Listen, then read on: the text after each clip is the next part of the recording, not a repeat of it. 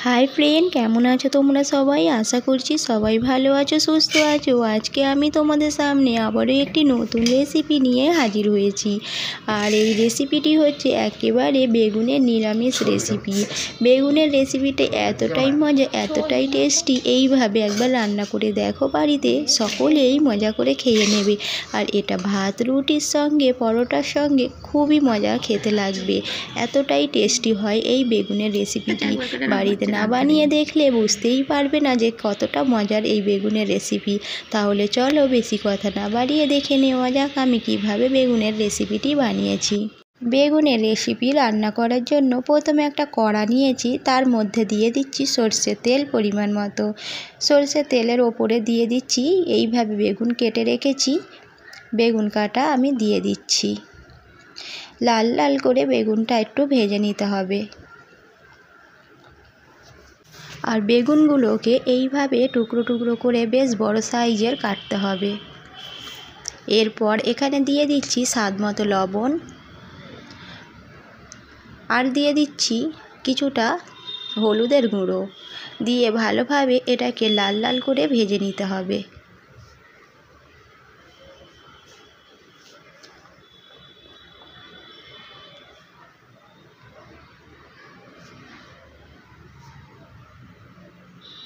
बेगुनटा एबार लाल लाल करे भाजा हये गेछे, एबारे उठिए निচ্ছি आमी। देखो যতটা তেল বেরিয়েছে বেগুনের থেকে, আর আমি তেল এতে দিচ্ছি না, ওতেই আমি রান্না করে নেব। এরপর দিয়ে দিচ্ছি গোটা জিরে আর দিয়ে দিচ্ছি 3টে শুকনো লঙ্কা। এরপর এখানে দিয়ে দিচ্ছি গোটা গরম মশলা, আর তোমরা চাইলে গরম মশলাটা স্কিপ করতে পারো। এরপর একটু লাল লাল করে ভেজে নিচ্ছি। তারপর দিয়ে দিচ্ছি একটা বড় সাইজের পেঁয়াজ আর কাঁচা লঙ্কাকে আমি একই সাথে পেস্ট করে রেখেছিলাম, সেটা দিয়ে দিচ্ছি। একটু নাড়াচাড়া করে লাল লাল করে আমি ভেজে নিচ্ছি পেঁয়াজটা। এরপর আমি এখানে দিয়ে দিচ্ছি হাফ চা চামচ হলুদের গুঁড়ো, হাফ চা চামচ লঙ্কার গুঁড়ো।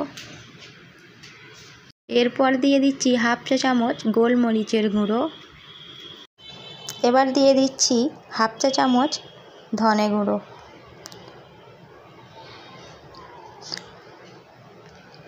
হাফ চা চামচ জিরে গুঁড়ো আর দিয়ে দিচ্ছি স্বাদ মতো লবণ। এরপর এখানে দিয়ে দিচ্ছি আদা রসুনের পেস্ট একই সাথে করেছিলাম, সেটা দিয়ে দিলাম।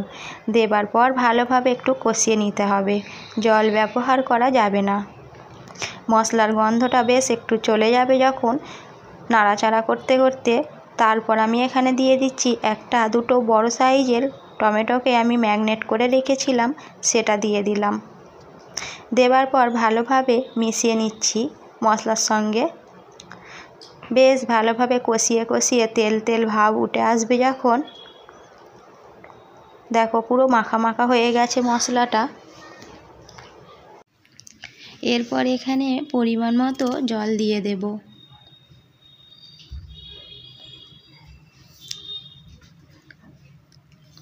জল দেবার পর একটু নাড়াচাড়া করিয়ে নিচ্ছি।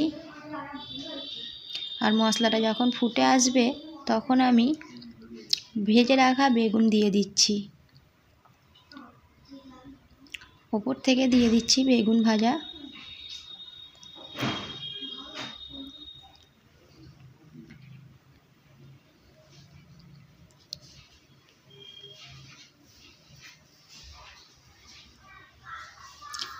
বেগুনগুলোকে দিয়ে ভালোভাবে একটু ফুটিয়ে নিচ্ছি।